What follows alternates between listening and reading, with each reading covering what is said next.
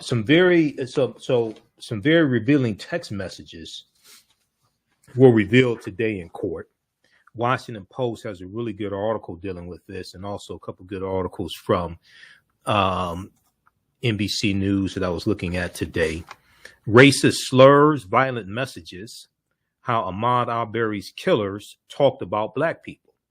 Racist slurs, violent messages, how Ahmaud Arbery's killers talked about Black people. Okay, we're going to dig into this today. And as we, this is a really, really important topic also, because as we see an attack on African American History Month, as we see more anti-critical race theory bills being passed in various states being pushed by Republicans, okay?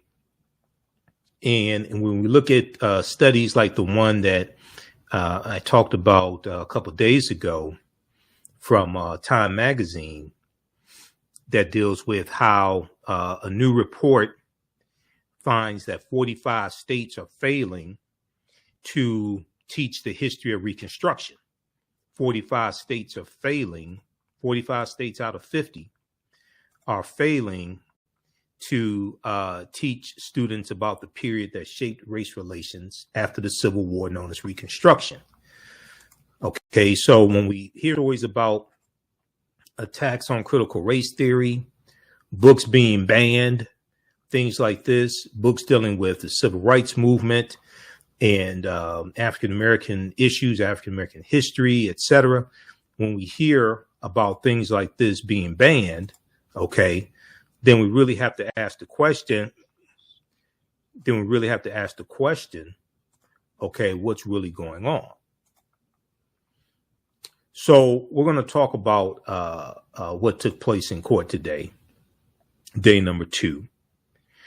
And it revealed some things that we already knew. Now, we know in the trial of the 2 men that took place at the state level, we know that race was not brought up as much of an issue by the prosecution, but this is centered here in this hate crime trial. Okay, and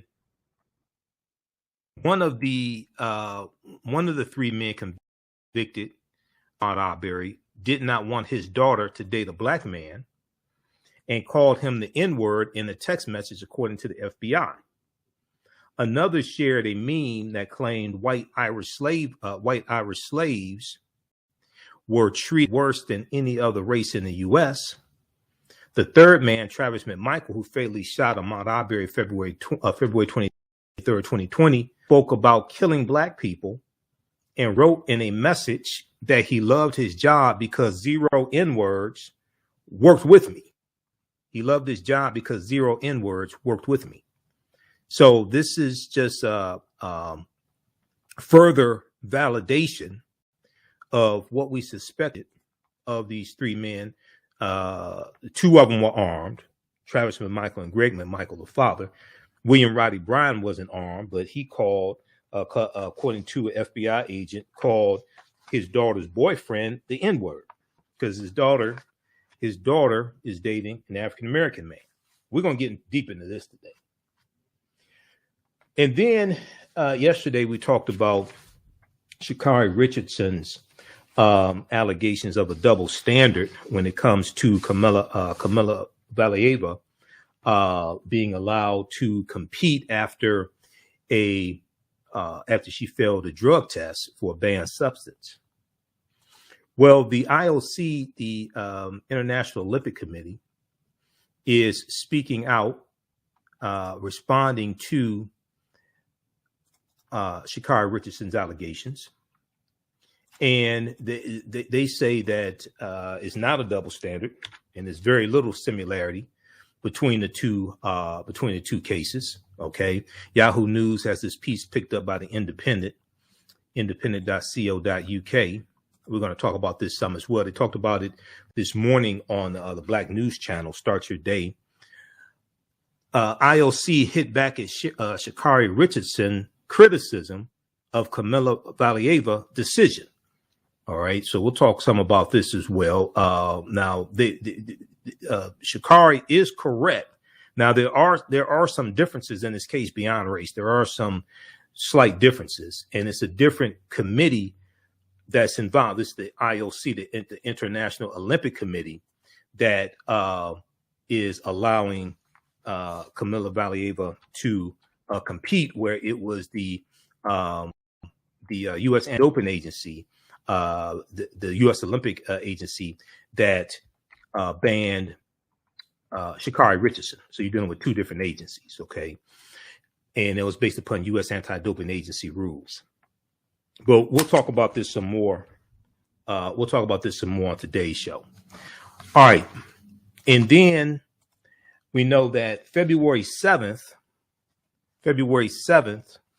was the anniversary of the first the first Negro History Week, taking place in 1926, February 7th, 1926, the second week in February, and created by Dr. Carter G. Woodson. So we'll talk a little bit about that history, and we'll give you a preview of the 10-week online class that I teach on Saturdays from the Civil War, Ancient Kemet, the Moors, and the Maafa, understanding the transatlantic slave trade, what they didn't teach you in school. Ancient Kemet, the Moors, and the Maafa, understanding the transatlantic slave trade, what they didn't teach you in school. All right, now on the African History Network show, we focus on educating, empowering, and inspiring people of African descent throughout the diaspora and around the world, because right now it's corrects wrong behavior. What you do for yourself, what you do to yourself, and what you allow the people to do to you and get away with is based upon what you think about yourself. What you think about yourself is based upon what you have been taught about yourself. What you've been taught about yourself is based upon everything you've read, heard, and seen about yourself. So when you control the radius of a man or woman's thoughts, you can control the circumference of his or her actions, because the mind can't do or teach what it doesn't know. Visit our website, AfricanHistoryNetwork.com, AfricanHistoryNetwork.com. You can register for the online classes I teach on Saturdays and Sundays, 2 p.m. to 4 p.m. Each day, 2 p.m. to 4 p.m. Eastern Standard Time each day. And on Saturdays, it is Ancient Kemet, the Moors, and the Maafa, understanding the transatlantic slave trade, what they didn't teach you in school. Next class is Saturday, February 19th. And on Sundays, it is from the Civil War to the Civil Rights Movement of Black Power, 1865 to 1968. Next class is Saturday, is Sunday, February 20th. All right, so if we look at this piece here from I want to go to the Washington Post for this story. Very interesting article from the Washington Post. We're coming up on a break. We'll continue this on the other side of the break. 313-778-7600 is the call-in number if you have a question or comment. You listen to the African History Network show right here on 910 AM Superstation, WFDF. I'm Michael Imhotep. We'll be back in a few minutes.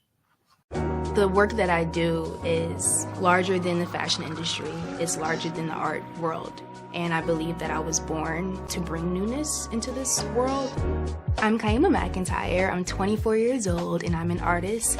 I create everything from paintings to jewelry design, metaphysical jewelry to be specific, and fashion design. The only reason why my prom dress went viral is because people needed it. Within a few days of going viral, Notori Naughton reached out to me and she's like, I saw your dress, can you make me a dress? I was equally as shocked to be asked by a celebrity to design their dress at the age of 17. That's just one person, and the list just continues to go on, to Janet Jackson, to Tyra Banks. It really hits home. That means that the discussion is happening on the grounds in real time. Welcome back to the African History Network show right here on 910 AM Superstation, the Future Radio. I'm your host, Brother Michael Imhotep. It is Wednesday, February 16th, 2022. And we are live. Calling numbers 313-778-7600,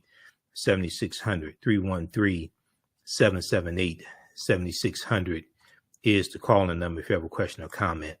Okay, so right before the break, I started talking about what happened in court today in day 2 of the hate crime trial of the 3 white men who were convicted in the killing of Ahmaud Arbery.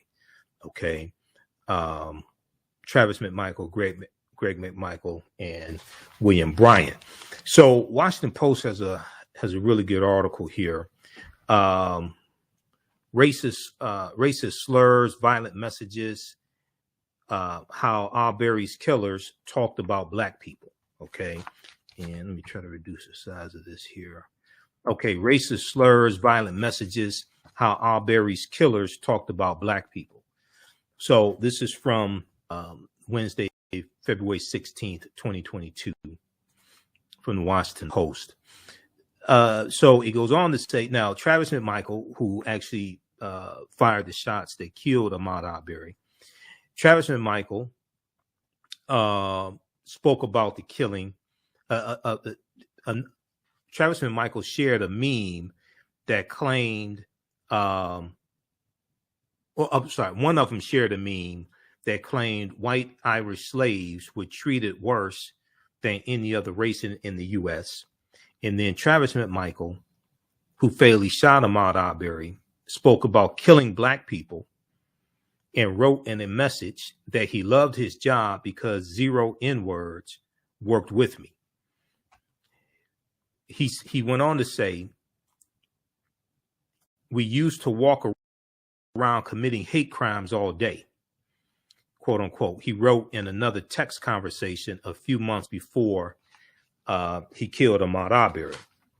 Now, the second day of testimony, federal hate crimes trial over the death of Ahmaud Arbery opened on Wednesday, February 16th, 2022, with an FBI analyst detailing dozens of racist social media posts and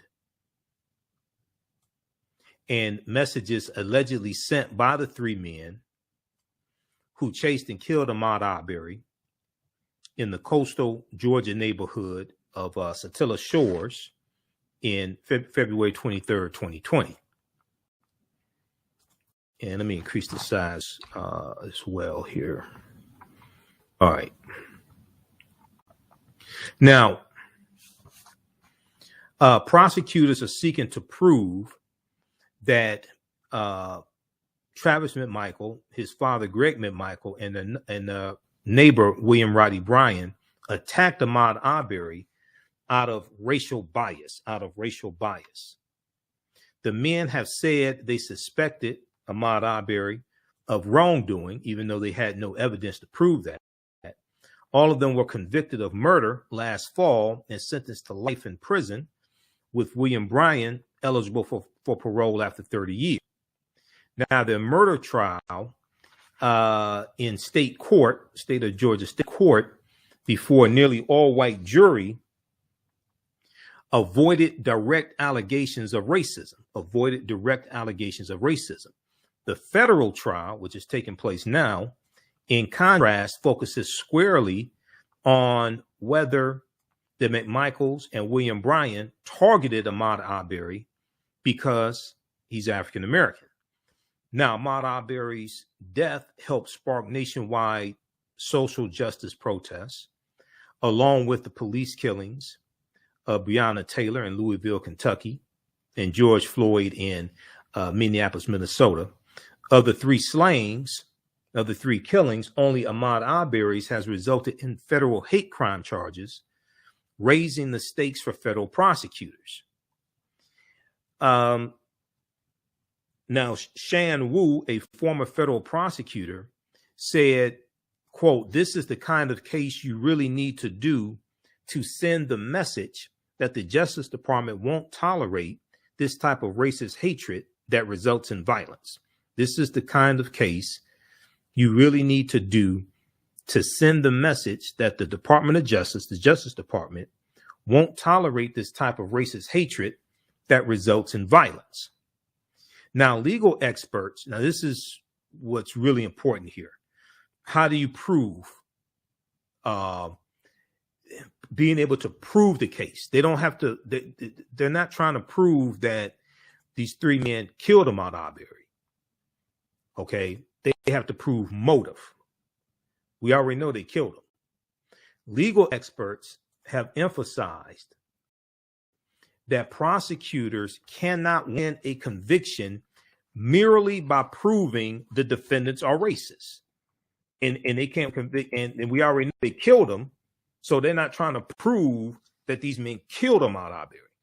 Legal experts have emphasized that prosecutors cannot win a conviction merely by proving that the defendants are racist.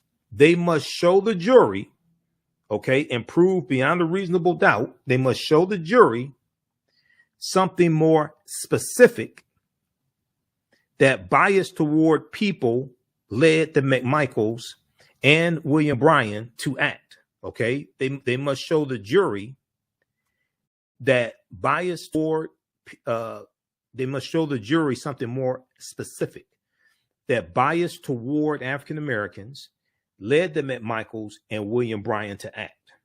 Not that they actually killed Ahmaud Arbery, or that they are racist and sent these text messages.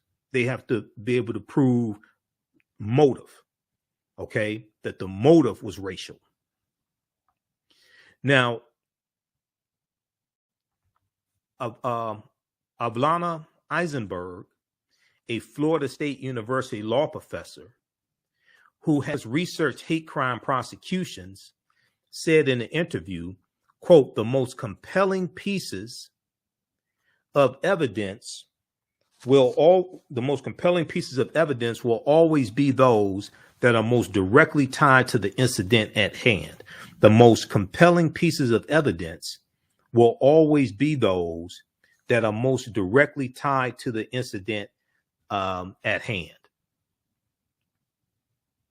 Now, Avalana Eisenberg, a Florida State University law professor who has researched hate crime prosecution, said this in an interview. She noted that proving motive can be challenging, but also warned that acquittals in the hate crimes cases, would deepen a disconnect between official findings and the court of public opinion. Now, I want to go to some of the text messages. We're coming up here on the break. If we go to page 2 of this article, so on Wednesday, intelligence analyst Amy Vaughn testified about Gator's review of the defendant's phone messages and social media posts. And if we go to this here, I think this is, let's back up here. All right, so she spent most of her time on Travis McMichael, who was 36 years old, who was the one who actually shot and killed Ahmaud Arbery. She spent most of her time on Travis McMichael, and she walked the jury through a litany of conversations in which Travis McMichael denigrated African Americans, often while calling them the N-word, Travis McMichael, the son, associated African Americans with criminality. He spoke explicitly about committing violence against African Americans, and he blamed African Americans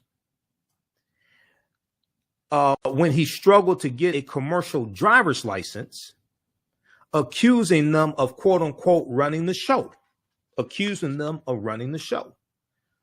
So Travis McMichael, the son, shot and killed Ahmaud Arbery, chased him down for 5 minutes, shot him with a shotgun, associated African Americans with criminality, but you're the one that committed the crime. You're the one that committed murder. He spoke explicitly about them committing violence, but you shot and killed an unarmed man. You chased down an unarmed man for 5 minutes and shot and killed him, and you had no evidence he committed any crimes. And you talk about African Americans committing violence, and he blamed them when he struggled to get a commercial driver's license, accusing them of running the show. But Ahmaud Arbery was running away from you, and you kept chasing him. You just couldn't leave well enough alone. Time to think about that now. Travis McMichael commented on a video that showed a group of mostly African-American teenagers attacking a white teenager. Travis McMichael reportedly said, quote, "I say shoot all of them," end quote. He also appeared to advocate running over protesters in response to a video of a car hitting an African-American woman. When someone sent Travis McMichael a video in which an African-American man plays a prank on a white man, he used a racial epithet in saying he would kill the prankster. All right, we're coming up on a break. We'll be back in a few minutes, and then we'll also talk about the IOC responding to Sha'Carri Richardson's allegations of a double standard. We'll talk about February 7th, 1926. Dr. Carter G. Woodson launched the first Negro History Week, second week in February, and I'll give you a preview of the online class I'm teaching this weekend, Ancient Kemet, the Moors, and the Maafa, Understanding the Transatlantic Slave Trade, what they didn't teach you in school. Listen to the African History Network show. I'm Michael Imhotep. We'll be back in a few minutes. Jeanette Davis is a well-established author with 6 published books. Black Survival in White America from Past History to the Next Century was published in 1995, and it delves into the history of African Americans before slavery up to contemporary times. The Great Divide Between Blacks and Whites was released in 2008, and her autobiography, Black Just Like My Mama, was published in 2010. Soulful Journey, The Business of Beings, was released in December 2021, and her 2 latest books, Echoes from the Heart, Love Throws Poetry, and Master Being Human, were both published in January of 2022. Jeanette Davis' writings delve deeply into the psyche of Black people from ancient to contemporary times. She cuts no corners and leaves no stones unturned in relating truth, letting the chips fall where they may on both African and European doorsteps. Order Jeanette Davis's books today at Amazon.com. Search for Jeanette Davis and get to know her work today. iRedify is a Black-owned digital platform that showcases Black and Brown cultures and people. The books on the platform are written by African-American authors, Afro-Caribbean authors, African authors, and so much more. Kids 14 and under can read ebooks, listen to audiobooks, and complete learning activities. Kids can even write in the books digitally. Get unlimited access to everything on the platform for only $8.99 a month at iRedify.com. Sign up for your membership today. Economic empowerment, entrepreneurship, relationships, love, sex, health issues, and much, much more. Unfortunately, many people confuse what racism is. Racism is a power structure. It was laws and policies that put us in this predicament. It's going to be laws and policies that take us out. So when you control the radius of a man or woman's thoughts, you control the compass of his or her actions, because the mind can't do or teach what it doesn't know. We have it all on 910 AM Superstation. 910, the Superstation, the oldest radio station in town since 1922. Welcome back to the African History Network show right here on 910 AM, the Superstation, the Future Radio. I'm your host, Brother Michael Imhotep. It is Wednesday, February 16th, 2022, and we are live. Okay, calling numbers 313-778-7600. 313-778-7600 is the call-in number if you have a question or comment. I'm going to send you this. I'm going to see this clip here, Shakita. I'm having some problems here with Microsoft Word. It's not giving me the titles and things like this in the subject matter for today's show. But I'm going to send you clip number 1 here. This is from NBC News. So cue that up because we're about to go to that. Hold on just a second here. All right. Okay. I'm going to send this to you now. All right. So right before the break, we were talking about the second day of the hate crime trial of the 3 white men who were convicted of killing Ahmaud Arbery. And this is a hate crime. This is a federal hate crimes trial.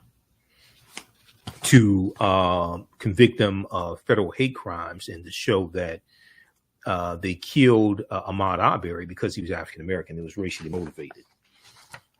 So if you go back to this article here from the Washington Post, racist slurs, violent messages, how Arbery's killers talked about black people. It goes on to say, so it deals with messages from all three of the men. Okay, it deals with messages from all three of the men. So when we look at William Bryan, 52 years old, who was not armed, he was the only one who was not armed. FBI intelligence analyst Amy Vaughn testified that text messages showed that William Bryan showed William Bryan's running joke with a friend about serving as Grand Marshal of a parade on Martin Luther King Jr. Day.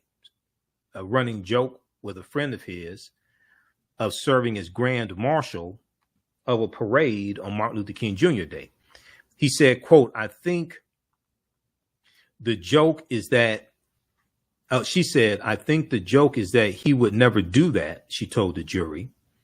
While texting about the federal holiday, FBI intelligence analyst Amy Vaughn added that William Bryan referenced to black people using multiple racial slurs and referenced a quote unquote monkey parade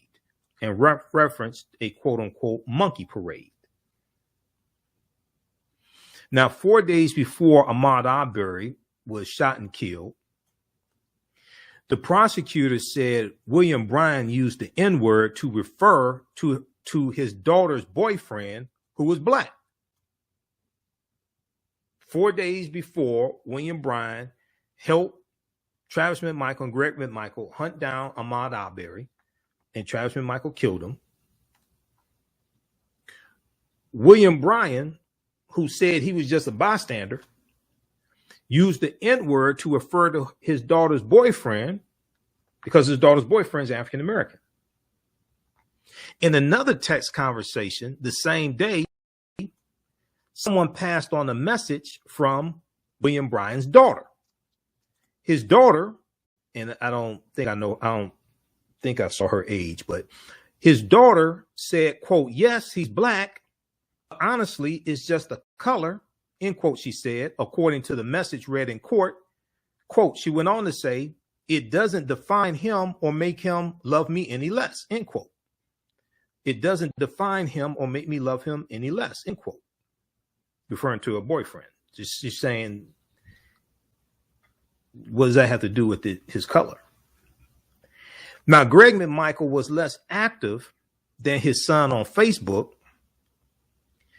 FBI intelligence analyst Amy Vaughn said, and law enforcement agents were unable to break through the encryption on his phone to see his messages.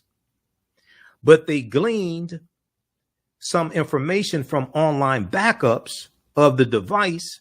We're going to that clip from NBC News in just a second, Shakita. But they gleaned some information from online backups on the device and found the elder McMichael, Greg McMichael, the father, sometimes posted memes on Facebook, including the one that said white Irish slaves were treated worse than other enslaved groups, which is not true. Quote, when was the last time you heard an Irish being using the B word about how the world owes them a living?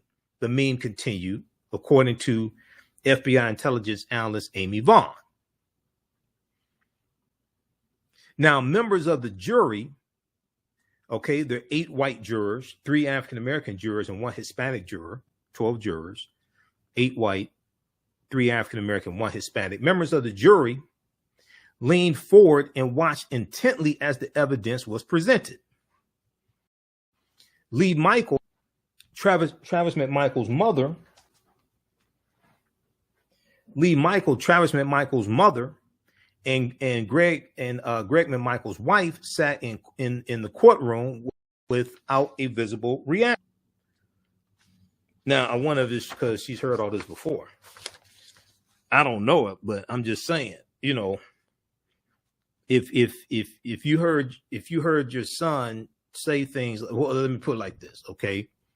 If you didn't hold the same views as your son towards African Americans, I mean, don't you think you'd show some emotion or be shocked or something like that by hearing these text messages that exhibit racial hatred towards African Americans and they're attributed to your son? But if you're used to that, or that's how you think also, I'm not saying she thinks that way, but hypothetically, if she does, then she wouldn't be surprised.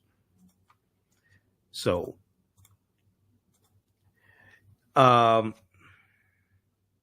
right, I want to go to clip number 1 here. This is from NBC News. This is about what happened on day 1 of the hate crimes trial. Day 1 started Tuesday, February 15th, 2022.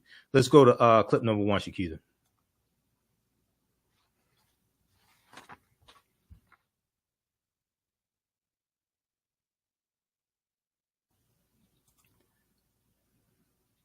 Day of testimony in the federal hate crimes trial. We heard from 3 witnesses this morning. 2 of them are neighbors down in the Satilla Shores neighborhood, and the third was a crime scene investigator, somebody who got to the scene right after Ahmaud Arbery was shot back in February of 2020.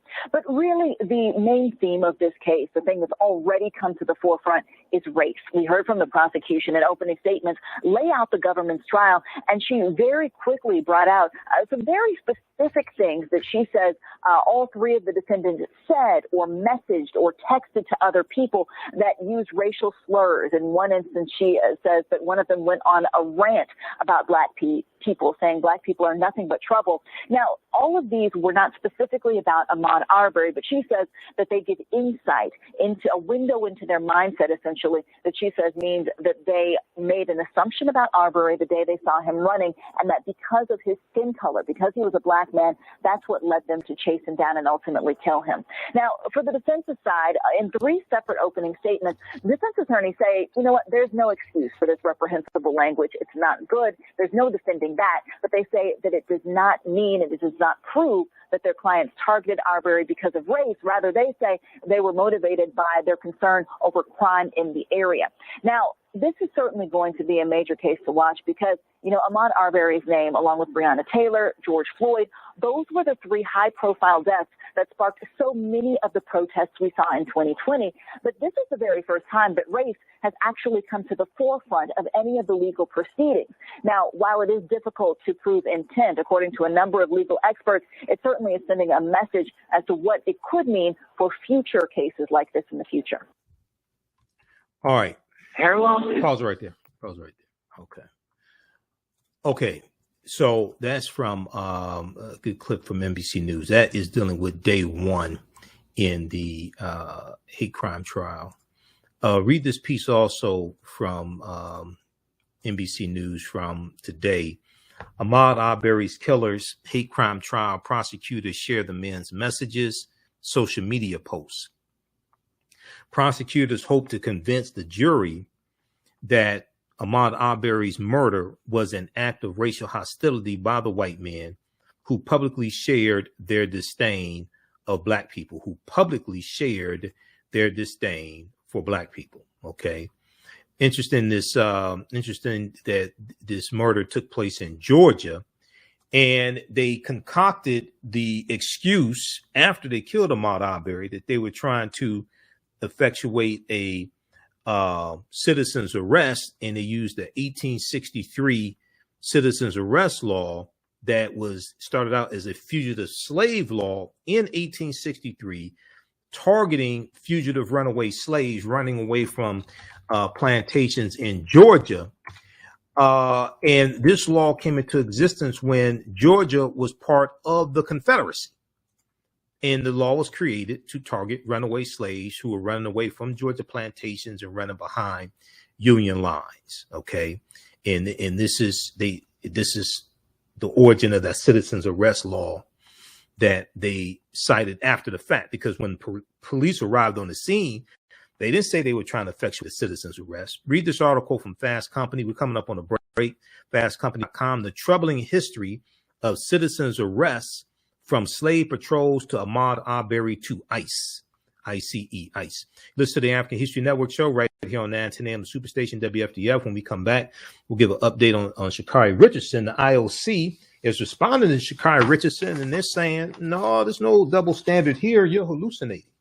We'll be back in a few minutes. 910 AM, Superstation WFDF. I'm Michael Imhotep, the African History Network show.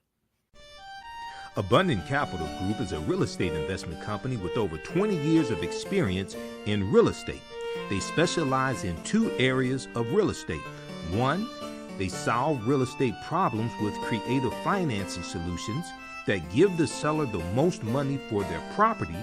And two, they show individuals how to get a higher rate of return on their investment capital with real estate note investing. If you are looking to sell or need to sell your property, here is what they provide. Market value offer, even if you have little or no equity. They typically pay all closing costs, which can be thousands of dollars. They close on a date of the seller's choosing, and the seller does not have to be out of the house at the time of closing. They take the property in an as-is condition, and the seller is not required to make any repairs. Give them a call or email them today for a free consultation and see how they can help you with your real estate needs. Call them at 973-475-8488. That's 973-475-8488. Visit their website, abundantcapitalgroup.com. That's abundantcapitalgroup.com. And email them at acg@abundantcapitalgroup.com. Follow them on Instagram and Facebook at Abundant Capital Group. Mental health and well-being have long been a taboo subject in the so-called African American community. So I enlisted the help of mental health experts, thought leaders, and activists to help kill the ghost of Willie Lynch and heal from post-traumatic slave syndrome. We experience trauma a lot of times on a subconscious level. So sometimes something happens to us and we know that it's traumatizing, but we don't really recognize the extent of the trauma. Welcome back to the African History Network show right here on 910 AM, the Superstation, the Future Radio. I'm your host, Brother Michael Imhotep. It is Wednesday, February 16th, 2022, and we are live. Okay, Shakita, I just sent you clip number 2. Cue that up. We're coming to that in just a second here from the Black News Channel. So the IOC is responding to Sha'Carri Richardson. There's a couple of articles here from Yahoo News. Sha'Carri Richardson, IOC hit back at Sha'Carri Richardson. Let me pull this up here. IOC hit back at Sha'Carri Richardson criticism of Kamila Valieva decision. All right. And this came out early Wednesday. And it's more hypocrisy, and it kind of goes more to a cover up for the IOC not to see a double standard here. Okay, so you have this article here, and then also you have another one from Yahoo News, and this one was from who was this one from? Let me see. This is from Yahoo Sports. Not a great deal of similarity between Sha'Carri Richardson and Valieva cases.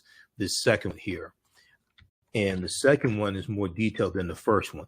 We're going to talk about this on the other side of this clip. I want to go to the Black News Channel and Sharon's panel discussion she had with Misha Cross and Candace Kelly. And I know both of Misha and Candace were sometimes together on Roland Martin Unfiltered. Let's go to clip number 2, Shakita.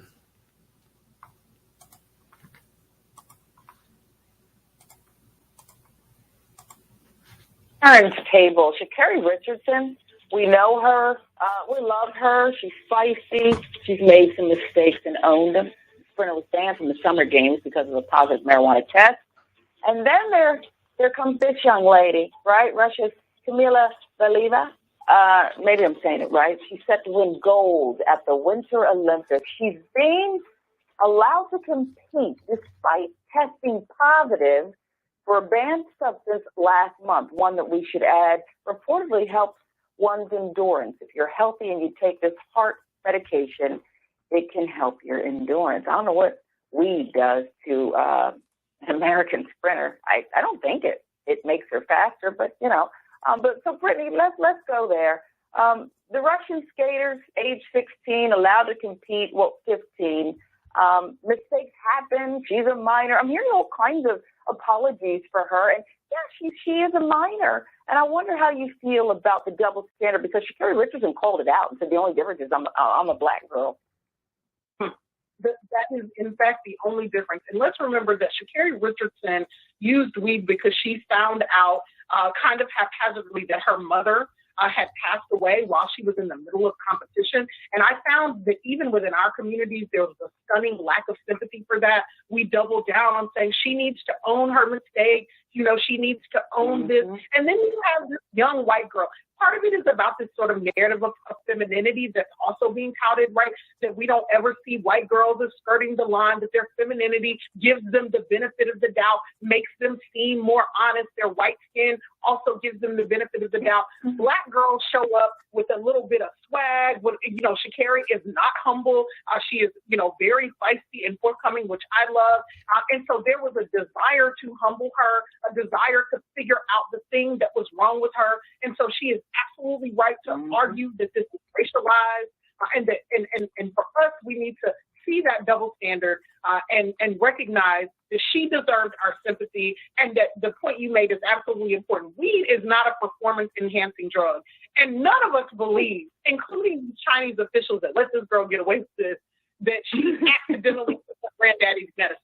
Nobody believes that, and so the question, it's not even a credible story. So the question becomes, why is she being allowed to get away with this mistake? And how do we continue to normalize white mistakes when they're so clearly criminal, so clearly, and the stereotype is real, because we're seeing an image, another one, of a white girl who needs to be rescued. I want you to listen to what the International Olympic Committee had to say about the case. They're trying to explain it. In terms of Ms. Richardson's case, she tested positive on the 19th of June, quite a way ahead of the Games. The results came in early order for USADA to deal with the case on time before the Games. Ms. Richardson accepted a 1-month period of ineligibility, which began on June the 28th. So I would suggest that there isn't a great deal of similarity between the two cases. He can suggest it all he wants, but we know what our eyes see, Misha. It's clearly a double standard here, yes? It's absolutely a double standard, and the IOC isn't helping itself. One, this is the same IOC that ruled that Russia had its own mainstream doping incident just a couple of Olympic seasons ago, which disqualified a majority of their Olympians. So we know that they as a nation have an issue as it relates to trying to get kids in the Olympics, trying to ensure that they have winning athletes.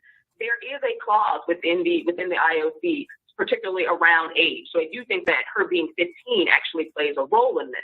Does anybody actually believe the story that was concocted about her taking her grandfather's angina medicine on accident?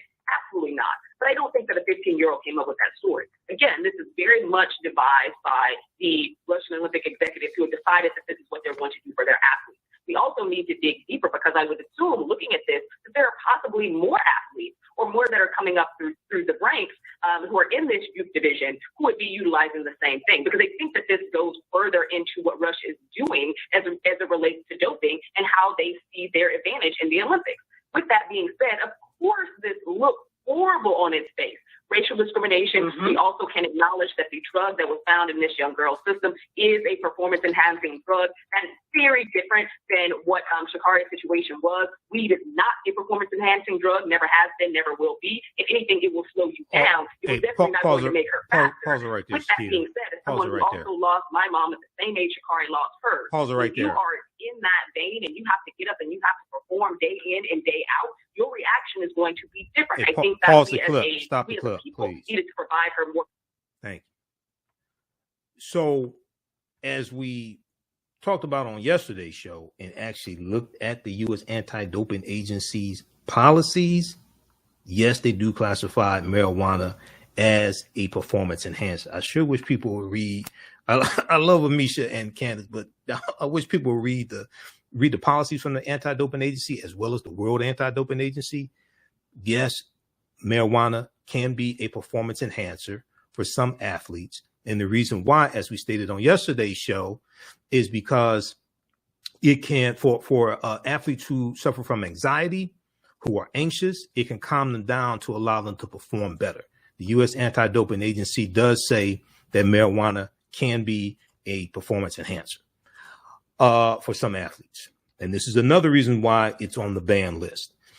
Okay, we're out of time here on 910 AM Superstation WFDF. Those watching on Facebook and YouTube, keep watching. We're going to keep going for a few more minutes, and we'll talk about Dr. Carter G. Woodson, also give you a preview of Ancient Kemet, the Moors, and the Maafa, Understanding the Transatlantic Slave Trade, what they didn't teach you in school.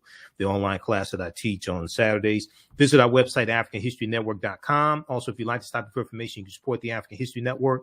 $, the AHN Show through Cash App, $, the AHN Show through Cash App, and through PayPal, paypal.me/the AHN Show. Right now, it's correct wrong behavior. It's not over till we win. Wakanda forever. We'll talk to you tomorrow. Peace. Stand by. All right. Let me pull this up here just a second, because I hear people keep repeating this nonsense, saying marijuana is not a performance enhancing drug. First thing you want to do is like actually look at the rules that govern the sport.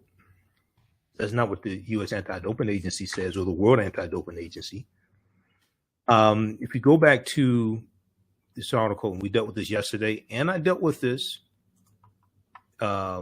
in depth back in early July, like July 2nd, July 3rd, when Sha'Carri was suspended. And she was suspended by the U.S. Olympics. It was a violation of the U.S. Anti-Doping Agency rules as opposed to the IOC, the International Olympic Committee. So if we look at this here for a quick minute, this article here, how Sha'Carri Richardson's Olympic suspension differs from Michael Phelps' 2009 suspension. This is from July 5th, 2021.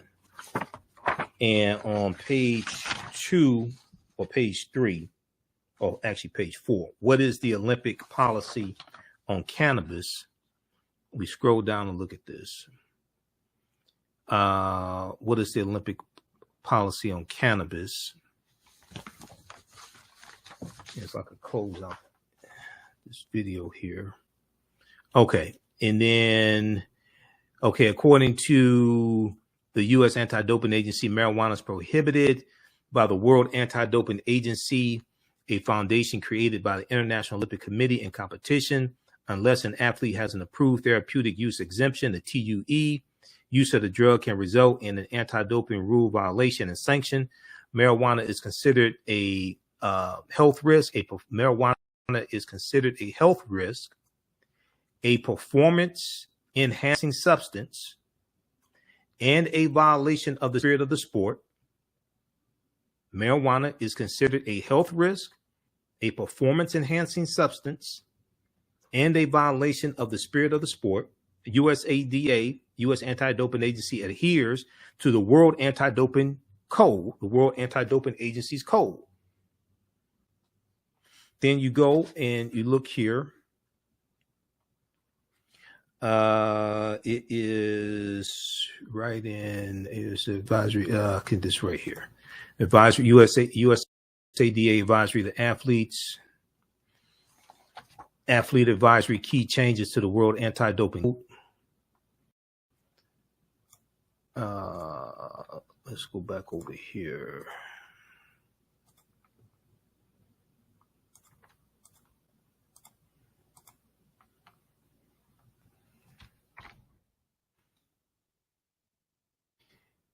New violation. Let me see. Substance abuse.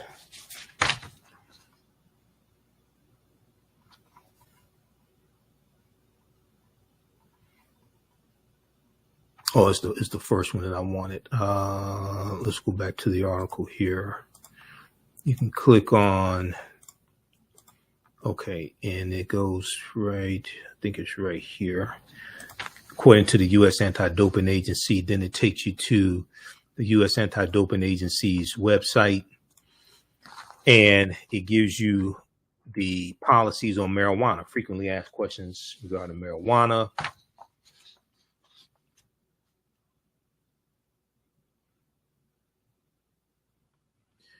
It has questions, what are cannabinoids, breaks all this down. Appetite.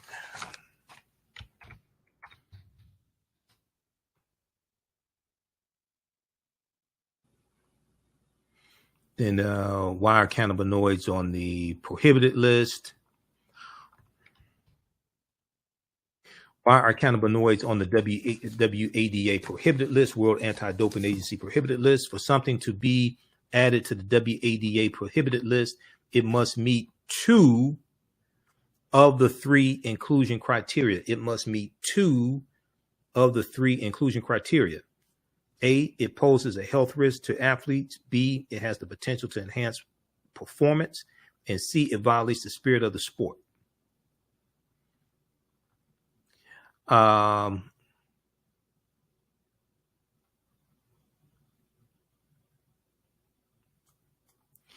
Two, based on current animal and human studies, as well as on interviews with athletes and information from the field, cannabis can be performance enhancing for some athletes, not all athletes, for some athletes in some sports. When you go read this more, because I went and dug deep into this in July when she was suspended, to actually understand the U.S. Anti-Doping Agency's policies, their guidelines, so I would know what the hell I was talking about when I came on the air and talked to you. They talk about how for some athletes who may suffer from anxiety, using marijuana before competition or using cannabis before competition can calm them down so they can perform better. But it doesn't say it's a performance enhancer for all athletes in regarding all sports. But for it to be banned, once again, it just has to meet 2 of the 3 criteria. And they talk about how it poses a health risk.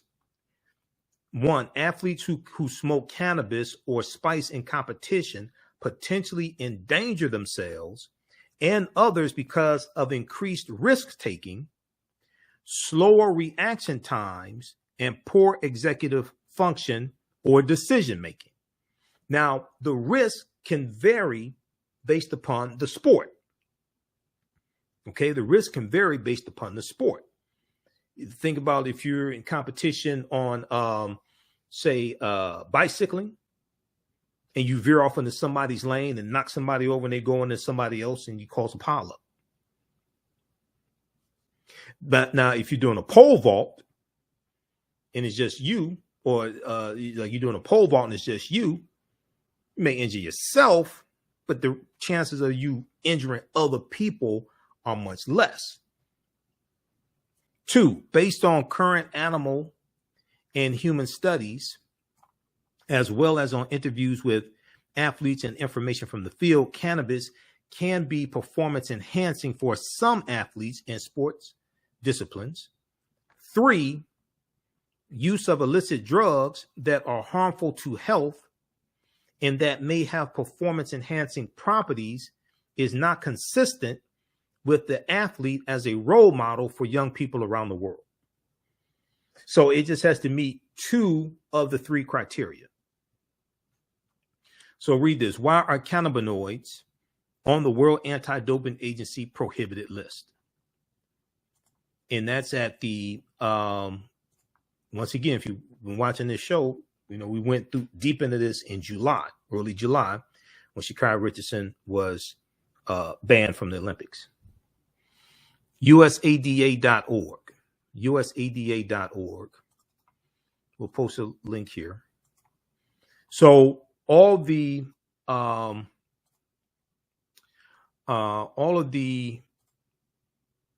athletes know the rules. Okay. These are not opinions, Silver Star. This is coming from the U.S. Anti-Doping Agency. You go read it yourself. Proper documentation ends all conversation. All right. Now, and once again, as I said back in July, on appeal, because Sha'Carri appealed the decision, I said all things considered on appeal, they should let her compete in the 100 meter. I understand not competing in the relay because they told the women who were going to be on the relay team that they were going to be on the team, that they made the team. They told them before Sha'Carri Richardson's positive test results came back for the drug test. So if they already told 4 women that you're going to be on the relay team, okay, then they're not going to then go and tell one of them, well, we told you made the team, but we're going to take your slot and give it to Sha'Carri because she failed her drug test and we want to do something good for her. They're not going to do that. So I understand her not being on the relay team, but all things considered, and because she admitted what happened, she entered into a drug counseling program. This is why she only got a 1-month suspension as opposed to a 3-month suspension, because she could have gotten a 3-month suspension like Michael Phelps got. Michael Phelps got a 3-month suspension. Okay. And that's why it's important to read. So you can read the rest of this article here from sportingnews.com. Okay, Silver Star was talking to somebody else. All right. How Sha'Carri Richardson's Olympic suspension differs from Michael Phelps' 2009 suspension. Because remember, Michael Phelps didn't test positive for marijuana. 6 months after he competed in the 2008 Olympics, he was seen at a party. A picture was taken of him smoking marijuana in a bong. Okay, he was suspended for 3 months, but that was after he had already competed in the Olympics. He never tested positive for marijuana prior to an Olympic competition. Read this here from sportingnews.com. There's really, really good information in it. But we went through this extensively back in July of 2021. Now, if you look at, okay, and then this one here. So I was watching the Mark Adams, IOC spokesman Mark Adams. I was watching and reading the comments from him, and his comments were like really insensitive to the double standard. It's like, I mean, Stevie Wonder could see the double standard here. Read this article from Yahoo News, Yahoo Sports. Not a great deal of quote unquote, not a great deal of similarity. They're quoting Mark Adams, spokesman for the International Olympics Commission. And between Sha'Carri Richardson and Valieva cases. This is by Jay Busby for Yahoo Sports.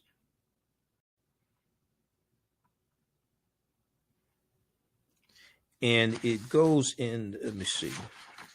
Now, also something that's interesting, and this came out yesterday, but I didn't get a chance to talk about it. There are 2 other substances that Kamila has tested positive for that give you more endurance, but they're not banned substances. So there's 3 substances she's tested positive for. 1 is banned, 2 are not. But they all deal with enhancing your endurance. And there's a piece from New York Times dealing with this. I didn't get a chance to get to the article yesterday from the New York Times that talks about this because we had so much on yesterday's show.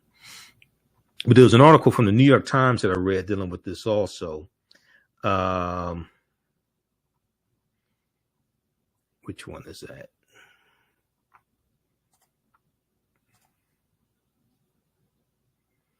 Sha'Carri Richardson, who missed the Tokyo Games, asked why Russian skater can compete after failing a doping test.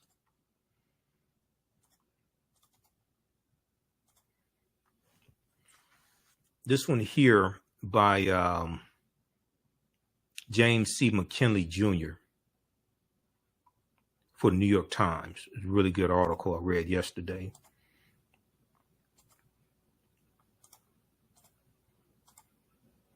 Sha'Carri Richardson, who missed the Tokyo Games, asked why a Russian skater can compete after failing a doping test. Now, so it came out on the 14th. It was updated on the 15th. The update was that Kamila Valieva's sample had 3 substances sometimes used to help the heart. 3 substances sometimes used to help the heart. The additional 2 are not banned, but they are associated with giving you more endurance. The 1 substance is banned.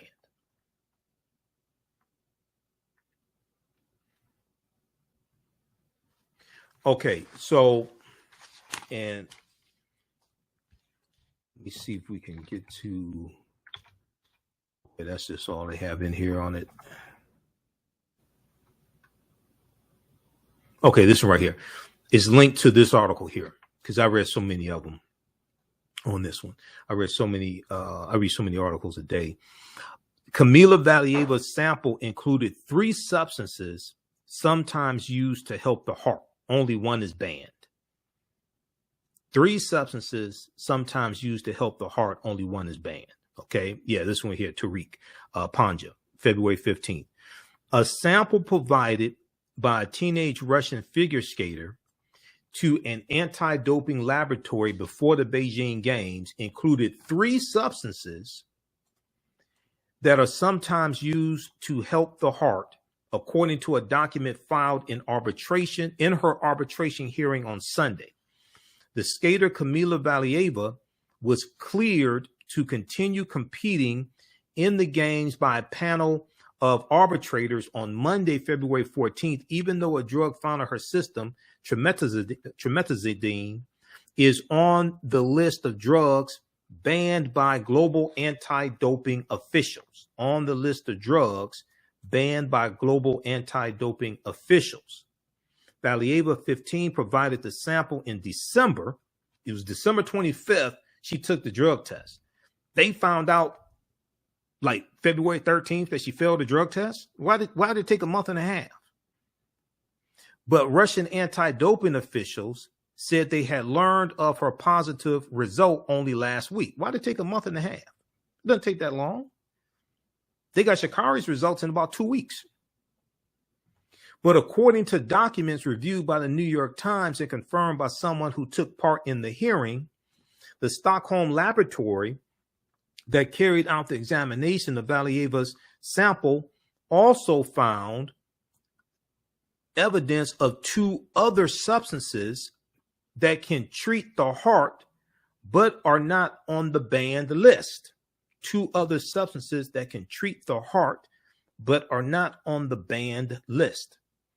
Kamila Valieva even listed them, hypoxin and L-carnitine, on a doping control form.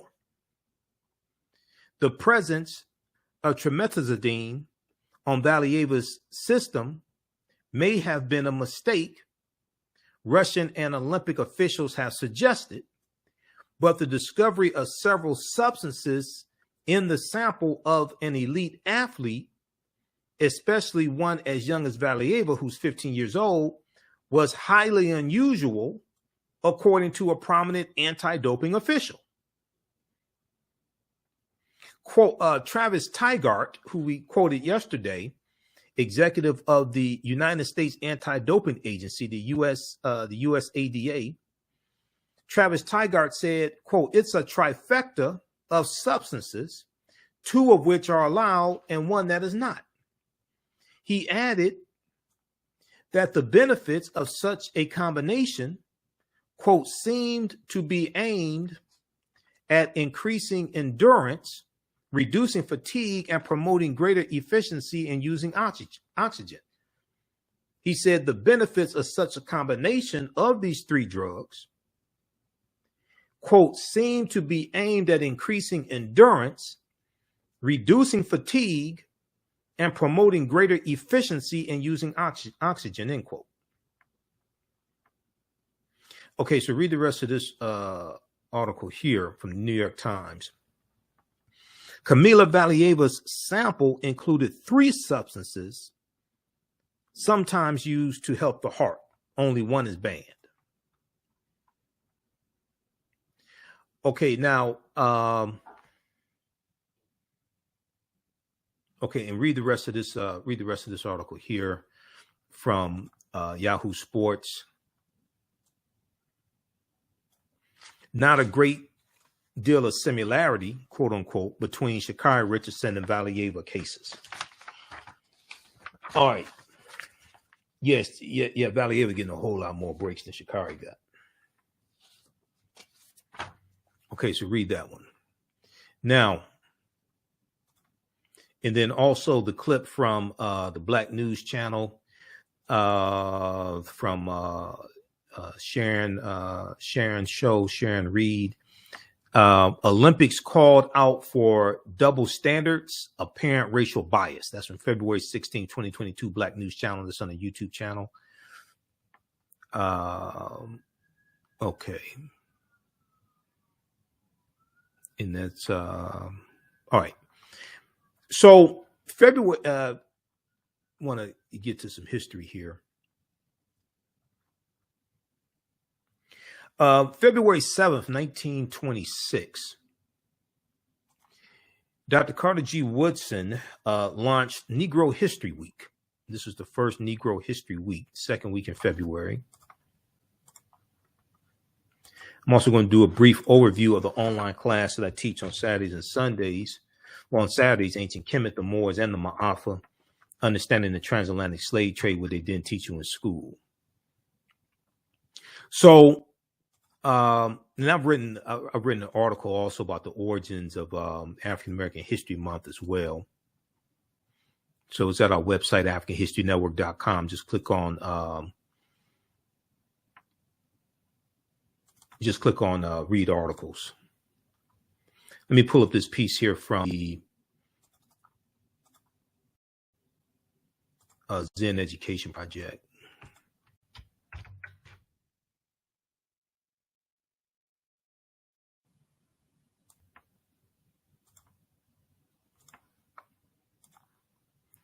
All right, February 7th, 1926. You know, there's an episode of Good Times where I think it's the one with Black Jesus.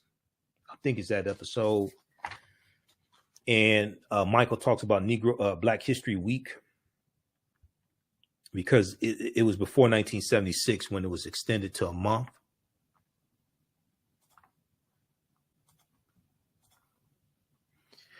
On February 7th, 1926, Dr. Carter G. Woodson initiated the first Negro History Week, which led to Black History Month, to extend and deepen the study and scholarship on African American history.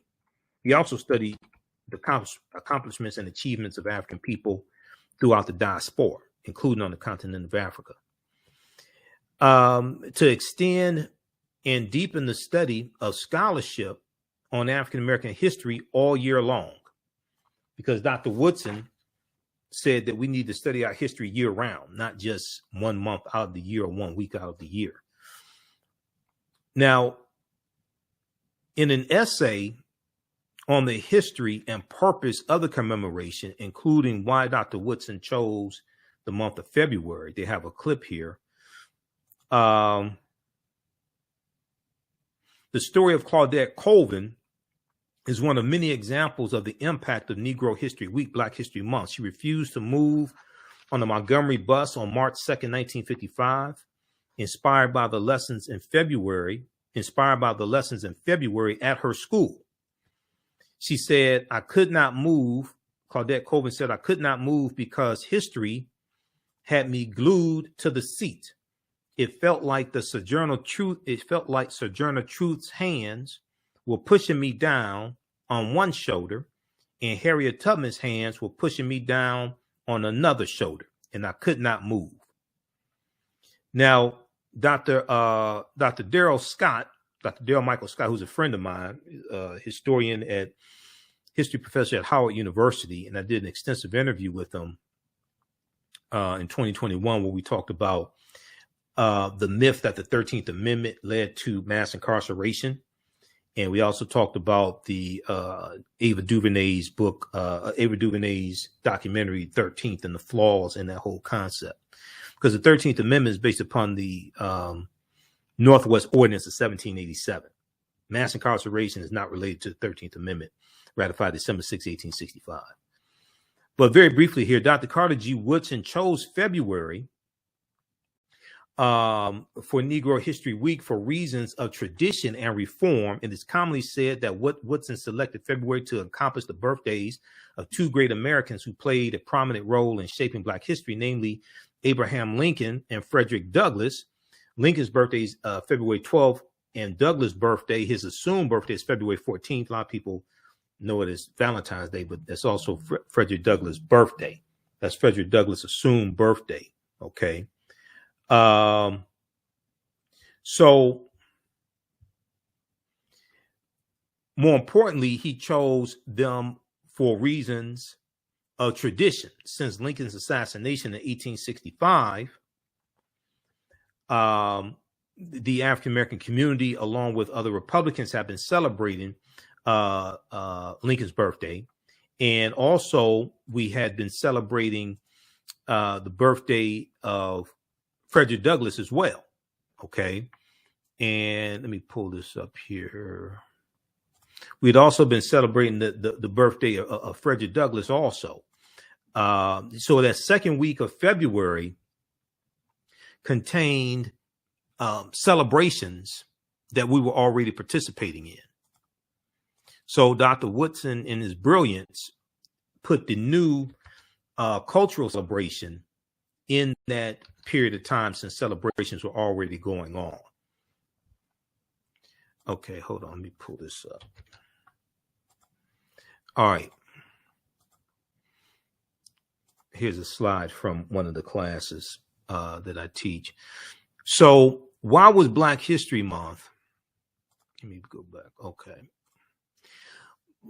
So why was Black History Month created? Started out as Negro History Week. Now, Dr. Carter G. Woodson was the co-founder of the Association for the Study of Negro Life and History, September 9th, 1915, in Chicago. And he created what's known as ASALH today, Association for the Study of African American Life and History. But he created it after attending a symposium, a 3-week symposium that took place in Chicago that commemorated the 50 years since the end of slavery, the end of the Civil War, and the 13th Amendment.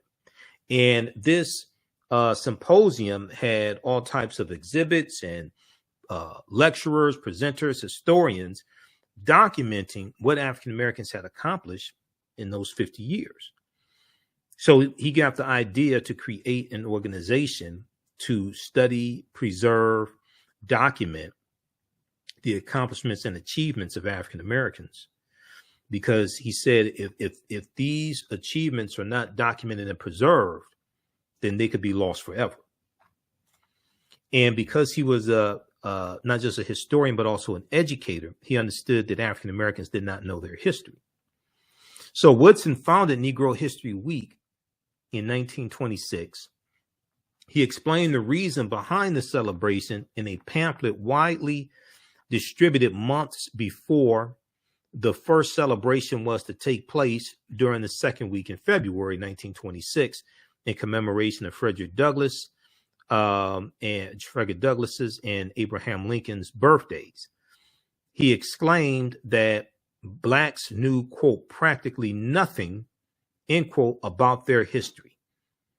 African Americans knew practically nothing about their history. He ultimately believed that African Americans could benefit immensely from knowledge of their past and accomplishments of their ancestors, from knowledge of their past and accomplishments of their ancestors. What you do for yourself, what you do to yourself, and what you allow other people to do to you, you get away with based upon what you think about yourself. What you think about yourself is based upon what you have been taught about yourself. What you've been taught about yourself is based upon everything you've read, heard, and seen about yourself. So your thoughts create feelings, your feelings create actions and behaviors, your actions and behaviors create results. And the people's history and culture teaches them how to deal with the problems of the past in the present and the future to meet the needs of the community. Now, this is Dr. Woodson's, probably his most famous book, Miseducation of the Negro, came out in 1933. He also created the Associated Publishers, Inc., which is a publishing company. So he was publishing textbooks. He was publishing his books and textbooks for our school teachers to use in schools. This is what this brother was doing in the 1920s, 1930s, 1940s. Now, Dr. Woodson argued that if the historical record was set straight, and that if the history of African Americans were studied along with the achievements of others in schools, not only would African American youth develop a sense of pride and self-worth, but racism would be also abolished. Not only would African American youth develop a sense of pride and self-worth, but racism would also be abolished, because the way you treat a people is based upon how you think about a people. How you think about a people is largely based upon what you've been taught about a people. What you've been taught about a people is largely based upon what you've read, seen, or heard about a people. So the images, the imagery, the movies, the music, the books, the children's stories, the cartoons, this is all programming. This is all programming. Whatever is disseminated becomes imitated. Your thoughts create feelings. Your feelings create actions and behaviors. Your actions and behaviors create results. So when we have music that dehumanizes us and calls us the N-word and things like this, this is programming. When you have movies like The Birth of a Nation, February 8th, 1915, and all the negative stereotypical images of African Americans are depicted in the movie, and the Ku Klux Klan is shown as being the heroes who saved white America from an uprising of former Union Negro soldiers, because the movie takes place during slavery, Civil War, and Reconstruction, period of 1865 to 1877. And the movie The Birth of a Nation brought about the rejuvenation of the Ku Klux Klan. So Reverend William Joseph Simmons rejuvenates the Ku Klux Klan in October, basically October of 1915, after seeing the movie The Birth of a Nation. And it was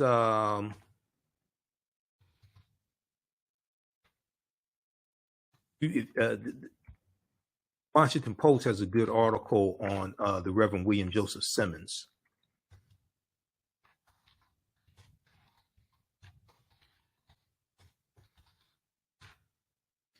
A preacher used Christianity to revive the Ku Klux Klan. This one right here. Whatever's disseminated becomes imitated. So this is why attacking negative stereotypical images of African Americans in the media is so important, because it's programming, it conditions people.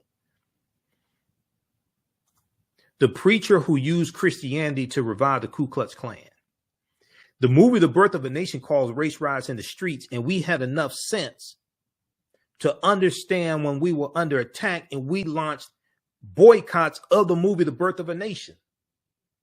Charlotta Bass in California, who headed up the NAACP in California, she organized boycotts against it. William Monroe Trotter, who was up in Boston, he organized boycotts against the movie The Birth of a Nation. We had enough sense to understand when we were under attack.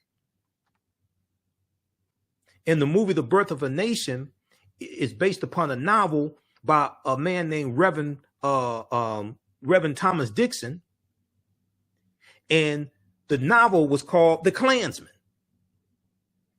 The movie started out as a novel.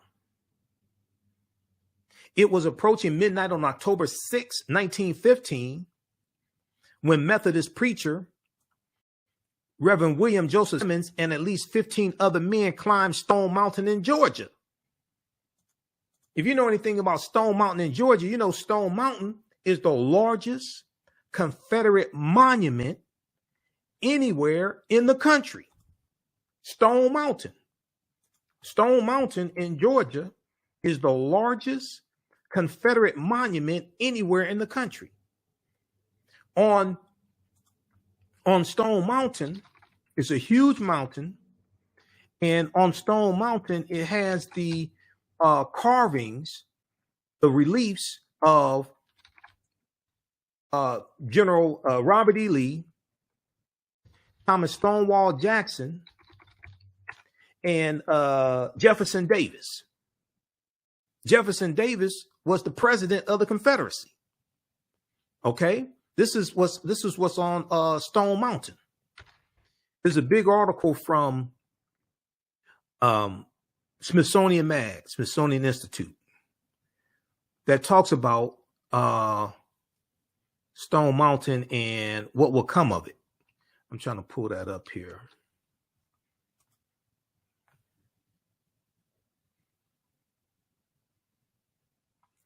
Where is that one? From Smithsonian Institute. But anyway, this one right here. This is what I want. What will happen to Stone Mountain, America's largest Confederate memorial? This one right here, SmithsonianMag.com, the Smithsonian Institute, their website and their magazine, Smithsonian Magazine. Now, if these are all things that I teach in the online classes that I teach. We go through all this type of information. This article is from August 22nd, 2017, August 22nd, 2017. What will happen to Stone Mountain, America's largest Confederate memorial? Okay, and I want to close this ad here. Okay, I want you to see what's on Stone Mountain. I've been to Stone Mountain and I've climbed to the top of Stone Mountain. They have a trailway where you can walk up Stone Mountain, you can climb up Stone Mountain, and people use it for exercise, things like this, but there's also a cable car to take you up and down Stone Mountain. So this is what's on the side of Stone Mountain. These three traitors to the Union, all three slave owners, General Robert E. Lee, who on the TV show The Dukes of Hazzard, the General Lee car that Bo and Luke Duke ride in and jump over ravines, that car is named after General Robert E. Lee. The car is named after a slave owner and a traitor to the Union who took up arms to maintain slavery. On the top of the car, the flag is not the Confederate flag. It's the Confederate battle flag of General Robert E. Lee's Army of Virginia. That's the flag that's on top of the General Lee car. There were three flags that flew over the Confederate States of America from 1861 to 1865. That flag that's on top of the General Lee car is not one of those flags that ever flew over the Confederate States of America. That's not the Confederate flag. That's the Confederate battle flag of General Robert E. Lee's Army. Okay, so you have Thomas Stonewall Jackson and Jefferson Davis of Mississippi. Jefferson Davis was the president of the Confederacy. Okay, Jefferson Davis was the president of the Confederacy. All three slave owners. This is what's on the side of Stone Mountain in Georgia right now. I'm not talking about 100 years ago. That's there right now. The largest Confederate monument anywhere in the country. Now, when you get to the top of Stone Mountain, there is a souvenir shop. In the souvenir shop, on all of the souvenirs, the keychains, the pennants, the hats, the mugs, all the souvenirs, they have these three traitors to the Union, these three slave owners. That's the logo of Stone Mountain. They have them on all. It's because when I got, I didn't know there was a souvenir shop there. So I go into the souvenir shop, and it's like going back in time. Because I look at all the souvenirs, and I see these 3 slave owners on these 3 traitors who committed treason against the Union based upon Article 3, Section 3 of the U.S. Constitution. And then I'm looking around in the souvenir shop, and everybody is in there smiling and just buying stuff and everything. And I'm like, do y'all know who the hell these people are that are on these souvenirs? I ain't buying none of the souvenirs. I said, I'm not doing that.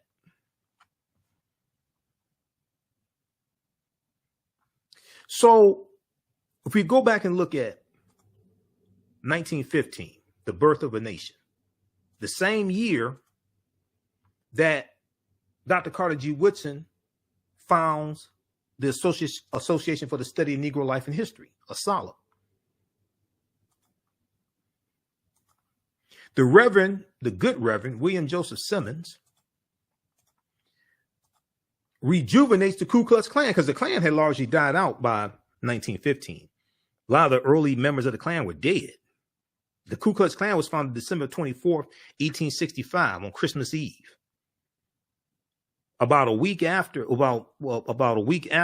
13th Amendment was adopted. It was ratified December 6, 1865 by Georgia, adopted December 18th, 1865. So a little more than a week later, the Klan is founded in Pulaski, Tennessee. It's founded as a fraternal organization. That's how it starts out. It was approaching midnight, October 16, 1915, when Methodist preacher Reverend William Joseph Simmons and at least 15 other men climbed Stone Mountain in Georgia. They built an altar. I don't know if they had a gallows with a hangman's noose like they had at the insurrection January 6th, but, I'm not sure if they had one. They probably wish they had one. They built an altar, set fire to a cross, and took an oath of allegiance to the invisible empire and announced the revival of the Ku Klux Klan. This is the second incarnation of the Ku Klux Klan, created by the Reverend William Joseph Simmons, who was inspired by the movie The Birth of a Nation. Talk about whatever's disseminated becomes imitated. Beneath a makeshift altar glowing in the flickering flames of the burning cross, they laid a U.S. flag, a sword, and a Holy Bible. Quote, the angels that have anxiously watched the Reformation from its beginning, said the Reverend William Joseph Simmons, who declared himself imperial wizard, quote, must have hovered above Stone Mountain and shouted hosannas to the highest heavens, end quote. Last Wednesday, on the 50th anniversary of the assassination of Dr. King, progressive faith groups held a march in Washington to combat racism and atone for the history of that prejudice. Now,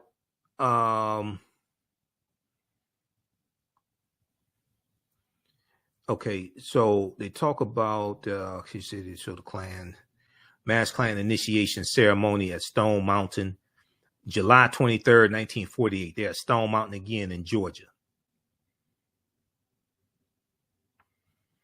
Restricting membership to white Christians, the Ku Klux Klan wore white robes to symbolize purity, because the Klan, once again, is a fraternal organization. They have bylaws. There's an intake process. Okay.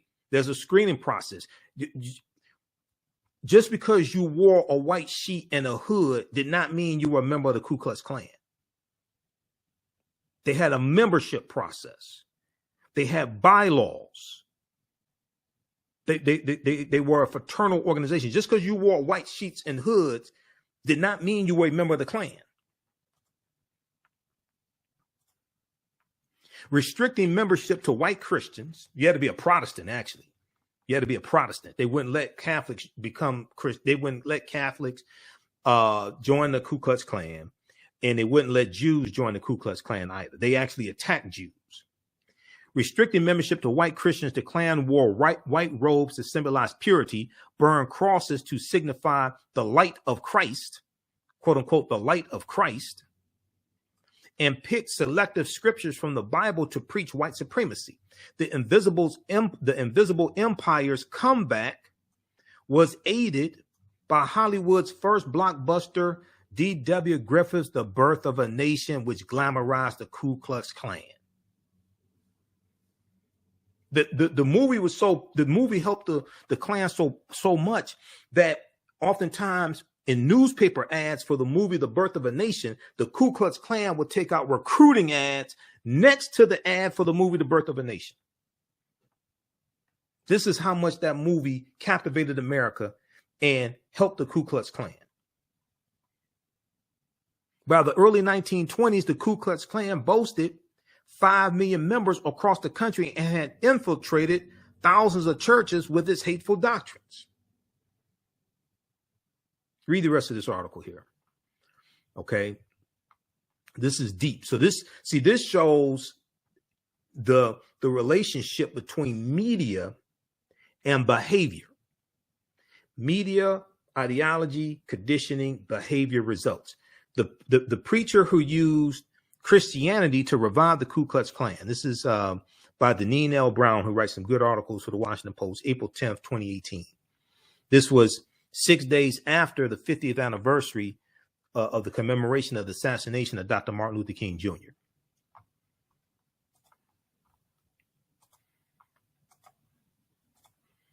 Let's go back to this here, and I'm going to show you. We'll deal quickly with some things we deal with in the online class. These are some of the things I deal with in the online class, but this part here is about Dr. Carter G. Woodson.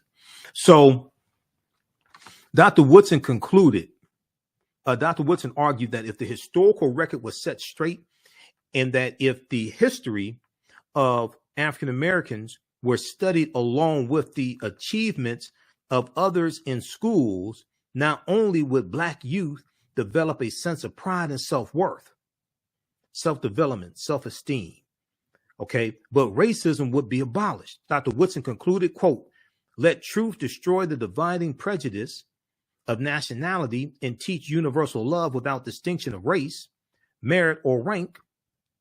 With sublime enthusiasm and heavenly vision of the great teacher, let us help men rise above the race hate of their age unto the altruism of a rejuvenated universe." Unto the altruism of a rejuvenated universe. And there's a good book on Dr. Carter G. Woodson by Dr. Pero Dagbovie, who's a history professor at Michigan State University. This book right here, Carter G. Woodson in Washington, D.C., The Father of Black History, by Dr. Pero Dagbovie, one of the best books on Woodson. Dr. Daryl Michael Scott, he has a good book on Woodson also. Daryl Michael Scott used to be a national president of ASALH, okay, Association for the Study of African American Life and History, which is the governing body of Black History Month. And there's an annual theme each year for Black History Month. There's been an annual theme since 1928. This year's annual theme is dealing with Blacks and health and wellness. Okay.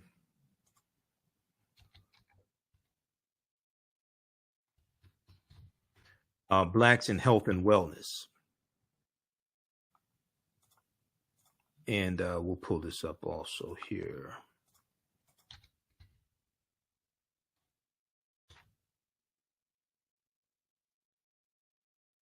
All right, let's go to this here. So we'll go to that next.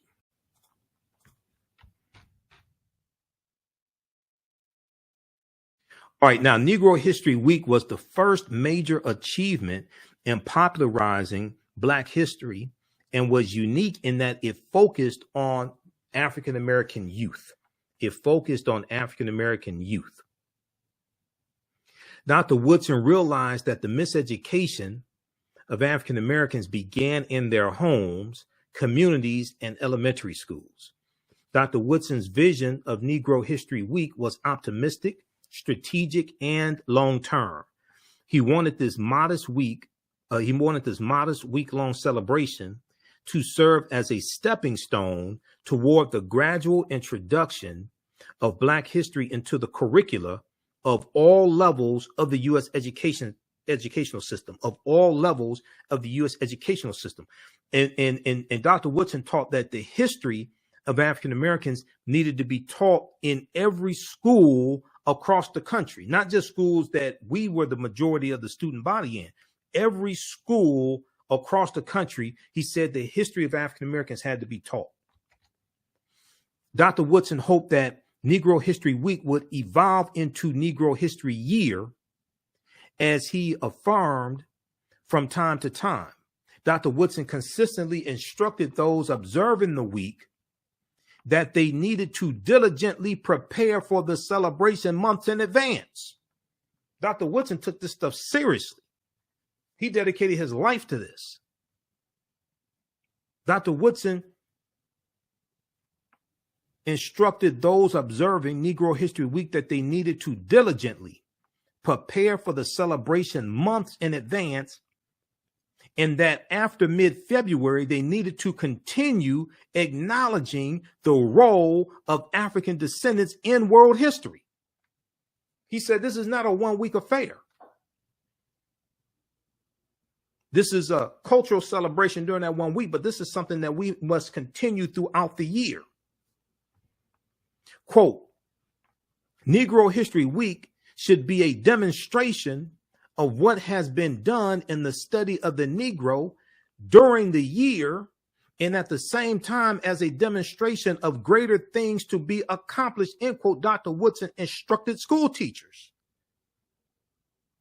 He also said, a subject which receives attention 1 week out of the 36 will not mean much to anyone, end quote. Because he was saying that the second week in February is a period of time that students should be demonstrating and showing what they have been studying year round.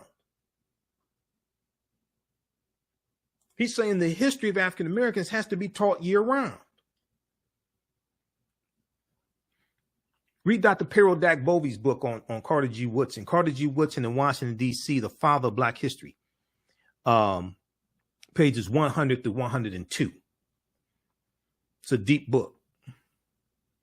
Okay, now, these are some of the things that we deal with in the online class. That's some information from the Civil War to the Civil Rights Movement and Black Power, 1865 to 1960. I teach 2 classes, so I have hundreds of slides. That's from that one, yeah. 1865 to 1968. Okay, I teach that one on Sundays. On Saturdays, I teach understanding the transatlantic slave trade, what they didn't teach you in school. Ancient Kemet, the Moors, and the Maafa. Understanding the transatlantic slave trade, what they didn't teach you in school. And we deal with thousands of years of history, and we deal with what leads up to the transatlantic slave trade taking place as well. So we can go through and look at this history chronologically and see cause and effect, and go through and look at this information step by step. Okay, go through and look at this information step by step. I'm gonna go back to the slideshow in just a second and deal with some of the information we deal with in understanding the transatlantic slave trade. You can register for both of these classes at our website, AfricanHistoryNetwork.com, AfricanHistoryNetwork.com. I do a PowerPoint presentation. As you see, we have book references, articles, video clips, and we deal with thousands of years of history. We do the sessions live. All the sessions are archived and recorded. You can go back and watch it anytime. Okay. We have, you can register for the classes separately, but we have them in the bundle pack, which is a value pack. The class is on sale $80, regularly $130. Okay. Ancient Kemet, the Moors, and the Maafa, understanding the transatlantic slave trade. I teach that on Sundays, 2 p.m. to 4 p.m. Eastern Standard Time. So as soon as you register, we have some archived content. You can watch the class we just did this past weekend. We had a great class this past weekend. We dealt with some recent archaeological discoveries, because that's one of the things we look at in the class. So next class is Saturday, February 19th, 2 p.m. to 4 p.m. Click here to register here. And then on Sundays, 2 p.m. to 4 p.m., I teach from the Civil War to the Civil Rights Movement and Black Power, 1865 to 1968. And these classes just started up. So as soon as you register, you can watch the class we just did this past weekend. Next class is Sunday, February 20th. This class is on sale $80, regularly $130. And we look at history. We start in 1803 with the Louisiana Purchase. We go through and look at history chronologically. Each class we analyze about a 15, 20-year period of history to understand what happened to us after slavery ended, after Reconstruction, how we got to where we are now, to understand where we need to go from here, what needs to happen. So we deal with the Louisiana Purchase, Haitian Revolution. We talk about that some, which caused the Louisiana Purchase to take place. We deal with the Missouri Compromise of 1820. Texas won its independence in 1836. We deal with the Mexican-American War, 1846-1848, Treaty of Guadalupe Hidalgo, 1848. The U.S. gets the land that makes up Colorado, Arizona, New Mexico, California, Utah, and Nevada because of the Treaty of Guadalupe Hidalgo. We deal with the Compromise of 1850. The Compromise of 1850, which includes the Fugitive Slave Act of 1850. That's part of the Compromise of 1850. And we deal with all this history chronologically. Okay, we deal with the Civil War, Reconstruction, World War I, World War II, Civil Rights Movement, Black Power Movement. But this is Dr. David Imhotep's book, The First Americans Were Africans, Documented Evidence. And his book deals with the African presence in the Americas, dating back at least 51,700 years ago. And he's a friend of mine. I've interviewed him a number of times. Some of you have seen the interviews I've done with him. Page 14 of his book deals with the archaeological discovery made by Dr. Albert Goodyear in 2004. Dr. Albert Goodyear is an archaeologist at the University of South Carolina. They found 13 different types of evidence thoroughly documenting an African presence of the Khoisan in the territory we call South Carolina, dating back at least 51,700 years ago. This is long before the Clovis culture, founded in New Mexico, that puts Homo sapiens in North America about 13,000, 14,000 years ago. They found artifacts, architecture, campsites, carvings, Egyptian writings, footprints in lava, genetic M174D haploid groups dealing with DNA and genetics, linguistics, paintings, skulls, skeletons, structures, and tools. They found 13 different types of evidence, thoroughly documenting an African presence in this country, going back at least 51,700 years ago. His book is backed up by 713 footnotes and 7 peer-reviewed articles also. Read this article here about Dr. Albert Goodyear. This is from ScienceDaily.com. It's about his discovery. It's called New Evidence Puts Man in North America 50,000 Years Ago. This is from November 18th, 2004 from ScienceDaily.com. And the discovery deals with the Khoisan, who have the oldest DNA on the planet. They're derogatorily called Bushmen. They're the ancestors to the Ainu and the Twa. They go all around the world. And they were here also in the land we call the United States of America. This is before Native Americans come into existence. African people were here in this land we call the United States of America tens of thousands of years before Native Americans come into existence. So when we talk about African American History Month, Black History Month, we have to deal with the totality of our history. And when you look at some of the annual themes going back to 1928, some of those themes dealt with the continent of Africa. And Dr. Woodson didn't just talk about studying our history in this country, but he talked about understanding African global history, the history of African people throughout the diaspora, but also on the continent of Africa.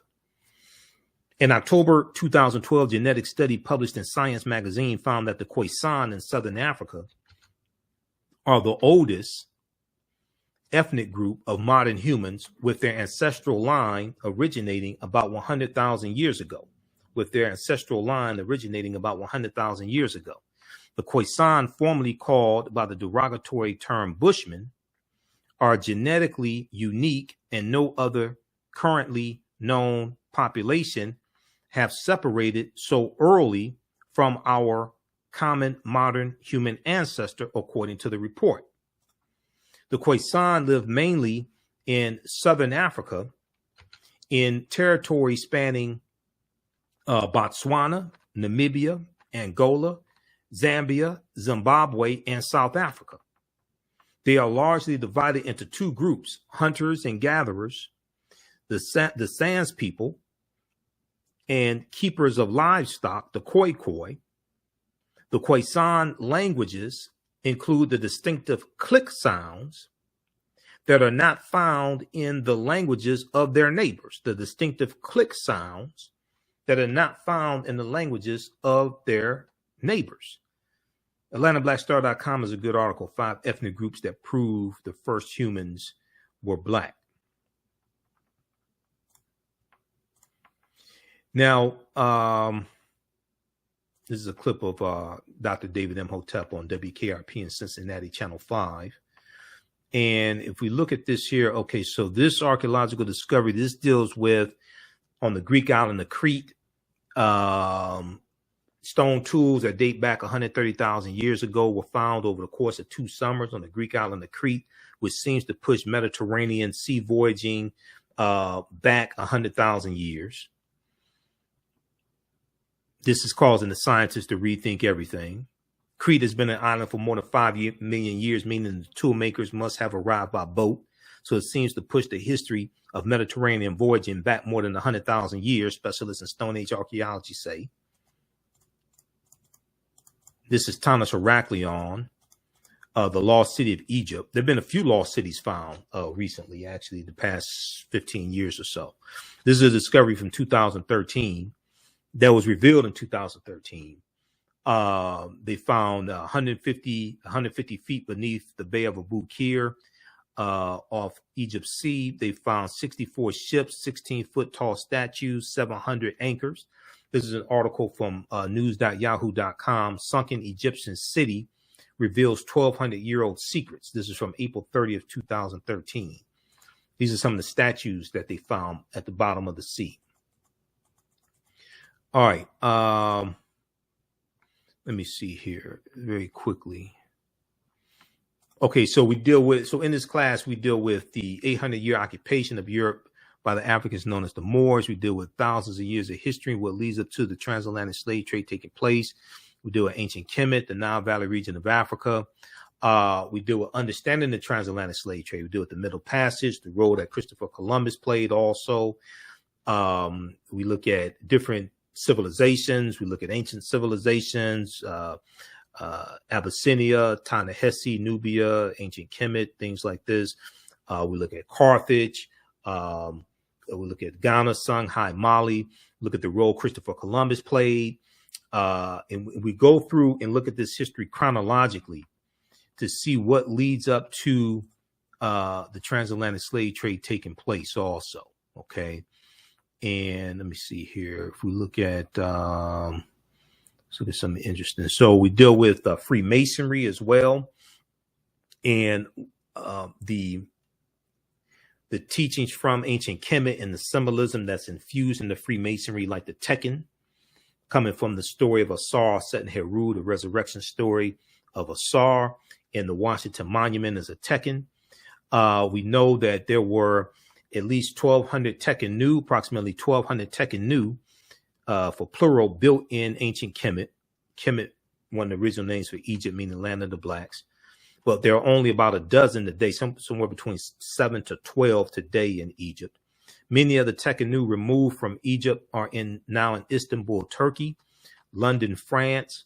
Not London, England, Paris, France, Berlin, Germany, New York, Rome, Italy, Vatican City, and elsewhere throughout the world. The Tekken Nu are now called obelisks by their new owners, and few know their origin or that they symbolize the resurrection of the African king Asar. The African king Asar. When you study Star Wars is a version of that retelling of that story of Asar and fighting against Asar and Set and Heru avenging his father. Okay. When you look at George Lucas, who created Star Wars, George Lucas had a teacher named he had a teacher named Joseph Campbell, and Joseph Campbell taught George Lucas about myths. Okay, one of the myths he taught him about was about Osiris and Isis and Horus or Asar or Set and Heru. And the brother Set, who ends up killing his brother Asar, And Asar's death is avenged by his son Heru, who the Greeks called Horus. The mythology of Star Wars with George Lucas, the struggle between heroes and villains and the influence of a higher force are the essence of mythology and resonate within all cultures, providing storytellers with a natural framework for spinning tales. This was there's an interview that Bill Moyers did in 1999 with George Lucas about Star Wars and about myths and things like this. Now, when we look at Freemasonry, the word Mason is derived from the Latin words mass and sun. Mason means child of light and expresses the desire to pursue light, which is a metaphor for the sun, which symbolizes knowledge. The term child of light, or sons and daughters of light, was first used to identify students who had completed 42 years of study in the temples of Ancient Kemet. Many Masonic temples were modeled after the temples of Ancient Kemet, places where light or knowledge was imparted in a series of steps or degrees. If you read pages 18 and 32 of Egypt on the Potomac by Tony Browder, and Browder's a brilliant brother. I've interviewed him a number of times, and this is one of the books we use in the class, also Egypt on the Potomac. You don't have to buy any of these books to follow along in class, but this is one of the ones we use in class, Egypt on the Potomac. So the concept of liberal arts colleges comes from Ancient Kemet, comes from the temples. When you read Stolen Legacy by George G.M. James, he deals with this, and the trivium and the quadrivium, the seven liberal arts, the rhetoric and the logic and arithmetic, things like this. Masonic temples are considered houses of light or temples of learning. The term Mason or child of light is a direct reference to the highest degree of the Kemetic education system. The 33 degrees of instruction within Masonry represent a fraction of the 360 degrees of instruction that comprise the Kemetic system of education, yet with less than 10% of the wisdom of Ancient Kemet, Freemasons have held positions of influence and power throughout the world for over 200 years. And then when you deal with the Knights Templar, who are founded 1118 AD, right around the time of the Second Crusade, the Knights Templar are studying the teachings that the Moors, the African Moors, take into Europe, coming from the Nile Valley region of Africa. This is why we have to look at this history chronologically. So in this class where we deal with thousands of years of history, Ancient Kemet, the Moors, and the Maafa, understanding the transatlantic slave trade, where they didn't teach you in school, we go through and look and see how this knowledge goes from the Nile Valley region of Africa into Europe. And we're going to see it go around the world, but it goes into Europe, and we're going to see it come to the U.S. in the colonies with the founders of the colonies and the Masons, and the Declaration of Independence, and 50 of the 56 signers of the Declaration of Independence were Freemasons, things like this. But what we taught Europeans when the Moors go into Europe in 711 AD, what we taught Europeans is going to come back to kick us in the behind. This is why I say I wish we had never taught them. I think it's slide number 147 or something like that. But this is why I say I wish we had never taught them when we get to Tariq Ibn Ziyad. It's slide 184. I'm sorry.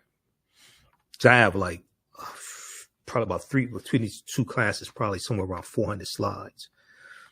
711 AD. The Moors go into the Iberian Peninsula. Wasn't called Spain and Portugal then. General Tariq Ibn Ziyad in 711 AD crossed the straits and disembarked near a rock promontory, which from that day has borne his name, Jebel Tariq, Tariq's mountain, or Gibraltar, also called the Rock of Gibraltar, which is named after an African man, a Moor, Tariq Ibn Ziyad. And then we see the Moors. They're going to conquer the Vandals and the Visigoths and settle in the southern portion of the Iberian Peninsula, and call it Al-Andalus. In the aftermath of these brilliant struggles, thousands of Moors flooded into the Iberian Peninsula. So eager were they to come that some are said to have floated over on tree trunks. Tariq ibn Ziyad himself, at the conclusion of his illustrious military career, retired to the distant east. We are informed to spread the teachings of Islam. There is really no need to speculate on the ethnicity of these early invaders of the conquest period. Primary Christian sources relating to the conquest, particularly the Primera Chronica General of Alfonso X, make the following observation regarding the Moors. Quote, their faces were black as pitch.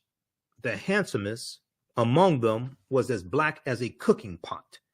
The handsomest among them was as black as a cooking pot. This is Saint Maurice, who was a Moor as well. It was a martyr, and he was worshipped as the patron saint of Germany, because the concept of patron saints really comes from the Neteru. Okay, different patron saints were said to watch over different groups of people, and different patron saints had different attributes. So Saint Nicholas, who was an African as well, was an African saint. And this is the saint that the mythological character Santa Claus is based upon. Sinterklaas in Dutch means Saint Nicholas. Okay. And Sinterklaas was a religious figure amongst the Dutch. And you see them worship in Holland. You see December 5th, you see the feast of Saint Nicholas. And these are these are things we go through, and there were all this history in this 10-week online course, Ancient Kemet, the Moors, and the Maafa, Understanding the Transatlantic Slave Trade, what they didn't teach you in school. Okay, how's everybody doing? How you all like this type of information? When we look at, so around December 5th, December 6th each year, early December, you'll see articles dealing with Sinterklaas. Okay, you'll see articles dealing with Sinterklaas and Zwarte Piet. All right. And let me see, we have this here in the presentation. Sinterklaas and Zwarte Piet. What the hell is it? It's in here somewhere. Okay. I've got to find it. But anyway. So there's you'll see these articles dealing with this celebration amongst those in Holland. And it's a Black Piet, Zwarte Piet. Black Piet in the mythology is a Moor who was a slave to Sinterklaas, okay? And they have this parade in the Netherlands. They have this parade, and these white people put on blackface, and they put on costumes from like the 17th century.